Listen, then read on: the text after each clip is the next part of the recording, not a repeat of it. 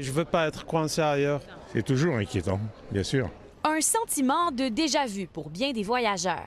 À peine 3 mois après la grève d'Air Canada, qui avait cloué des milliers d'avions au sol pendant plusieurs jours, une nouvelle menace de grève se profile à l'horizon. Cette fois, chez Air Transat.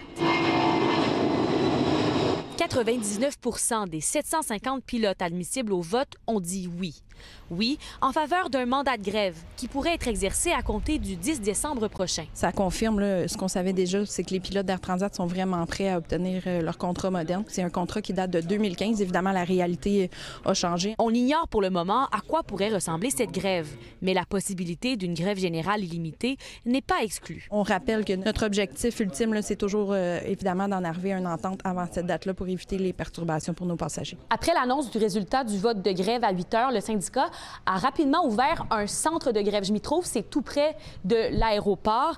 C'est l'endroit qui leur servira de quartier général pour coordonner les actions syndicales et pour rapatrier les pilotes à l'étranger s'il y a bel et bien une grève. Déjà, vous voyez, certains pilotes bénévoles se préparent. Fait que là, on prépare juste le rapatriement de nos pilotes. Ici, on regarde tous les vols qu'on a. On a ici, comme vous pouvez voir, on a un vol Londres-Toronto. On regarde tous les vols qui vont arriver à quelle heure, vers quelle heure, si on a des pilotes qui sont pris quelque part. La partie patronale s'organise aussi, mais se montre plutôt rassurante envers ses passagers. Que les syndicats se dotent d'un mandat de grève, c'est normal. Ça fait partie, c'est un levier à la table des négociations. Ceci étant dit, on est confiant de trouver une solution négociée avec eux.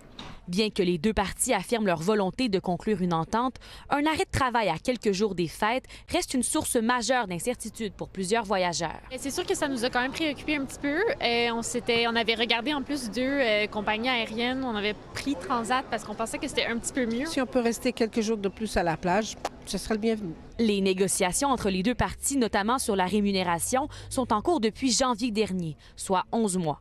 La convention collective des pilotes est échue depuis mai. En 38 ans d'existence, Air Transat n'a jamais connu de conflit de travail. Anne-Sophie Jobin, TVA Nouvelles, à Dorval.